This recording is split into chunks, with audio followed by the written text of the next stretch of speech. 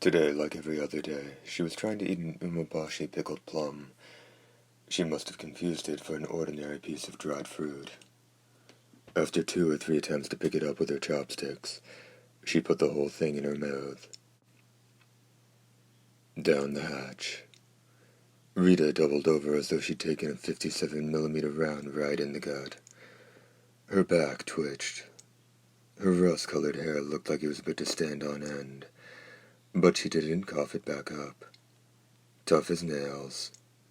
She had swallowed the whole thing, pit and all. Rita gulped down a glass of water with a vengeance. She must have been at least 22 years old, but you'd never guess it watching her. The sand-colored military uniforms didn't flatter her, but if you dressed her up in one of those frilly numbers the girls in town were wearing, she'd be pretty cute. At least I like to imagine so. What's wrong with this food? It tastes like paper. You enjoying yourself? The voice came from above my head. Holding my chopsticks without moving a muscle, I looked at the corner of my eye. The prehistoric face looked down at me from beneath a flat-top haircut that leveled off about 2 meters above sea level. His features were more dinosaur than human. Definitely some velociraptor lurking in that family tree. My spirits fell when I saw the tattoo on his shoulder. A wolf, wearing a crown. He was from the 4th, the company holding a grudge against us over that rugby game. I went back to lifting food to my mouth with machine-like regularity. He raised his eyebrows. 2 plump bushes that would have been the envy of the caterpillar world. I asked if you were enjoying yourself. How could I not enjoy myself in such fine company? So how come you're gulping down your chow like it was something you found stuck on the end of a toilet brush? There were only a handful of soldiers sitting at the oversized tables in the cafeteria. The smell of something sweet wafted from the kitchen. Artificial light from the fluorescents in the ceiling washed over the fried shrimp heaped onto heavy-duty plates. If you had to categorize the food prepared in the UDF as good or bad, it was definitely good. There were only 3 things a soldier in the UDF did, after all. Eat, sleep, and fight. If the food wasn't good, you'd have a morale problem on your hands. And according to Yonabaru, the food on flour line base was better than most. The first time I tasted it, I thought it was delicious.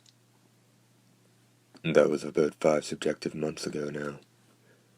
Maybe more.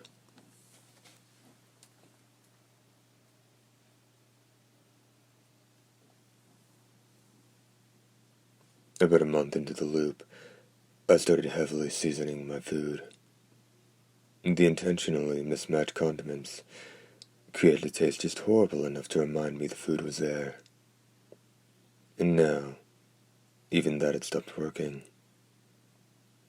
I don't care if you're eating food prepared by a 4-star chef. After 80 days of the same thing, it all tastes alike. Probably because it is. By that point, it was hard for me to think of food as anything other than a source of energy. If the look on my face put you off your lunch, I apologize. No use trying to start a fight. Hold it. You trying to say this is all my fault? I don't have time for this. I started shuffling the rest of the food on my plate into my mouth. He slammed the palm the size of a baseball glove down on the table. Onion soup splashed on my shirt, leaving a stain where the lunch lady's best efforts had failed. I didn't really mind. No matter how tough the stain was, it would be gone by tomorrow, and I wouldn't even have to wash it.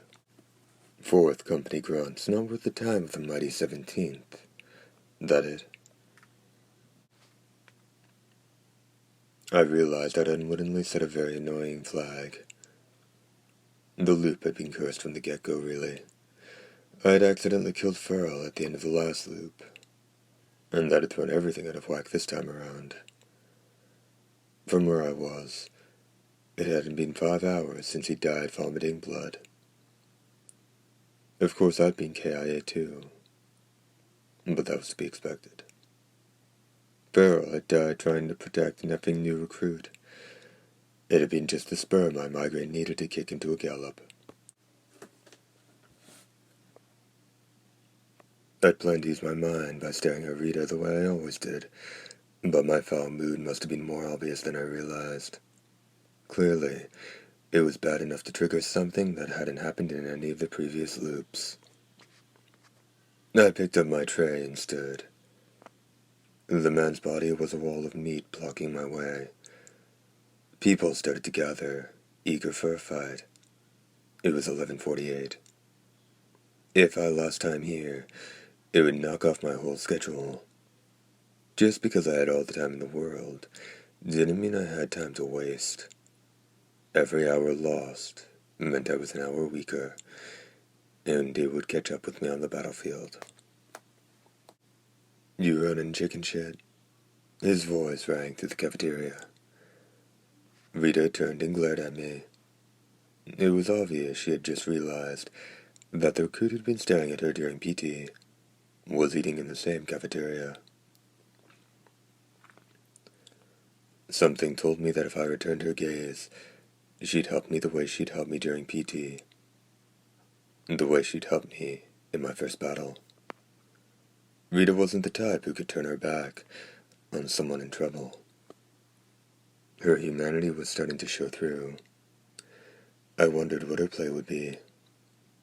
Maybe she'd start talking about green tea to cool this guy off. I laughed under my breath at the thought. What's so funny? Oops.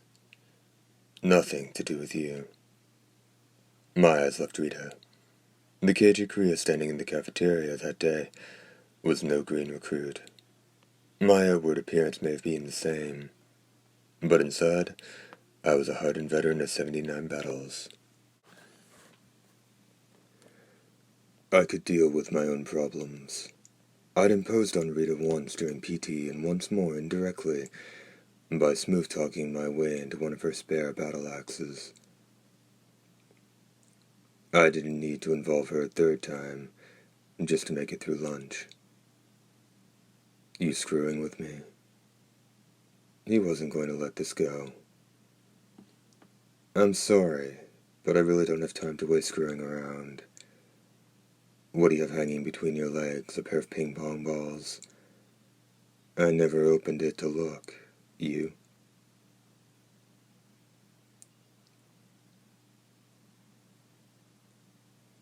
Mother effer. That's enough. A sultry voice cut short her argument. It wasn't Rita. Salvation had come from an unexpected quarter. I turned to see a bronze-skinned woman standing beside the table. Her apron-bound breasts intruded rudely on a good 60% of my field of view. She stood between us holding a steaming fried shrimp with a pair of long cooking chopsticks. It was Rachel Kisaragi. I don't want any fighting in here. This is a dining room, not a boxing ring.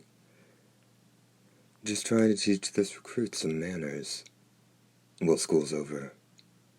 Hey, you were the one complaining about how miserable he looked eating your food. Even so. Rachel glanced at me. She hadn't shown the slightest hint of anger when I'd knocked over her cart of potatoes, so for this to have gotten to her, I must have been making quite the impression. A part of her probably wanted to embarrass anyone associated with Jean Yonabaru, widely regarded as the most annoying person on base. Not that I blamed her. I tripped the spilled potato flag, and now I tripped this one. The aftermath was my responsibility. And her base dyed in a coffee-stained splotches of desert earth tones. A woman like Rachel was bound to attract an admirer or two. But I never realized just how popular she was. This man hadn't picked a fight with me over some company rivalry. He was showing off.